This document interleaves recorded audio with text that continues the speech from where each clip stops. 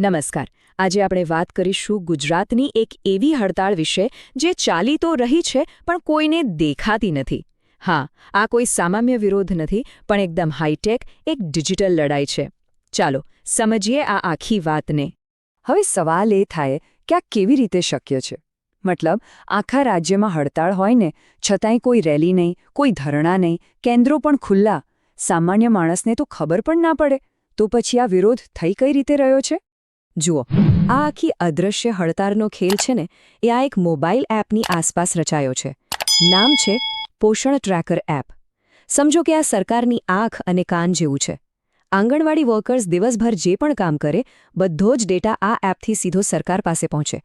અને હવે આ જ એપ એમનું સૌથી મોટું હથિયાર બની ગઈ છે. એમની સ્ટ્રેટેજી છે ને, એ ખરેખર બહુ જ સ્માર્ટ છે. એમણે 2 ભાગમાં કામ કર્યું છે.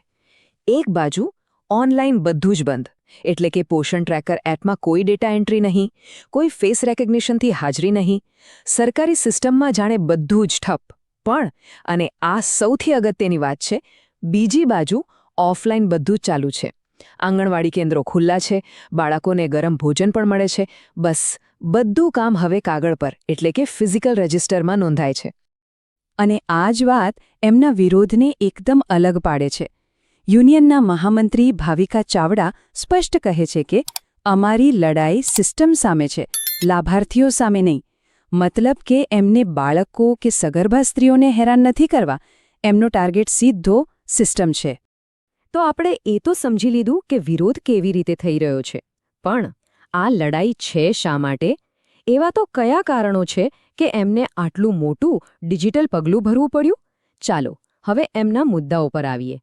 તો લડાઈનો મુખ્ય મુદ્દો છે પગાર. એકદમ સીધી વાત. યુનિયનની માંગ છે કે આંગણવાડી વર્કરનો પગાર મહિને 24,800 રૂપિયા અને જે હેલ્પર બહેનો છે એમનો પગાર 20,300 રૂપિયા થવો જોઈએ. આ એમના સંઘર્ષનું મુખ્ય કેન્દ્રબિંદુ છે. હવે તમે વિચારશો કે માંગણી તો સ્પષ્ટ છે, તો પછી પ્રોબ્લેમ ક્યાં છે? કેમ પગાર નથી વધતો?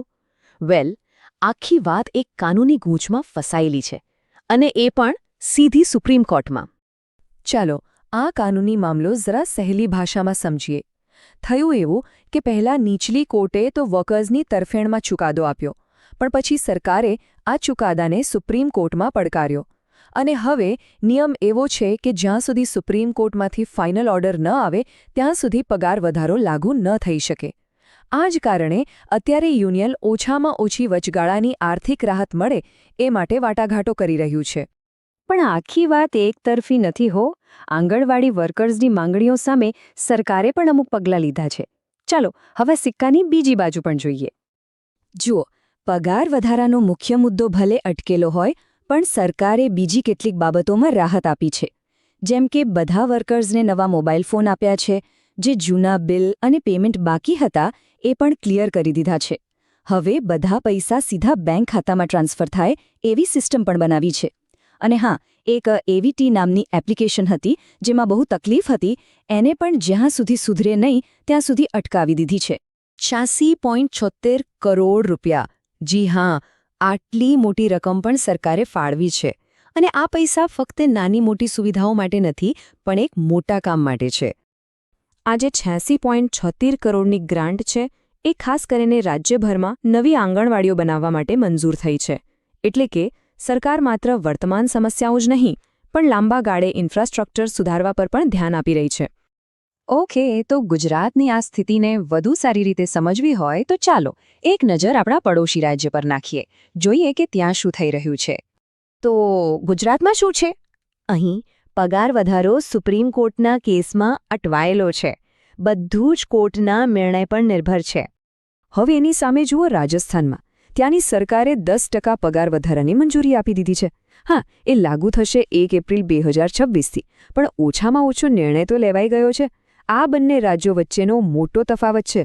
તો રાજસ્થાનમાં નવા પગાર કેવા હશે?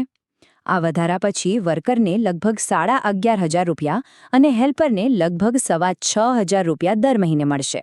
હા, આ રકમ ગુજરાતની માંગ કરતાં ઓછી છે, પણ કંઈક નક્કર તો થયું. ચાલો તો આખી વાતના મુખ્ય મુદ્દાઓ ફટાફટ જોઈ લઈએ. પહેલો, ગુજરાતના આંગણવાડી વર્કર્સ એક ડિજિટલ સ્ટ્રાઇક પર છે, જ્યાં પોષણ ટ્રેકર એપ બંધ છે પણ કામ ચાલુ છે. બીજું, બાળકો અને માતાઓ માટેની જરૂરી સેવાઓમાં કોઈ વિક્ષેપ નથી. ત્રીજું, પગાર વધારાનો મુખ્ય મુદ્દો સુપ્રીમ કોર્ટના કેસમાં અટવાયેલો છે. અને ચોથું, સરકારે પગાર સિવાયની બીજી કેટલીક માંગો સ્વીકારી છે અને નવા બિલ્ડિંગ માટે રોકાણ પણ કર્યું છે. અને છેલ્લે એક મોટો સવાલ, આજના ડિજિટલ જમાનામાં શું ડેટાનો ફ્લો રોકી દેવો એ રસ્તા પર ટ્રાફિક રોકવા કરતાં પણ વધારે શક્તિશાળી વિરોધ છે? શું આ આવનારા સમયના આંદોલનોની એક ઝલક છે? આના પર વિચારવા જેવું ખરું.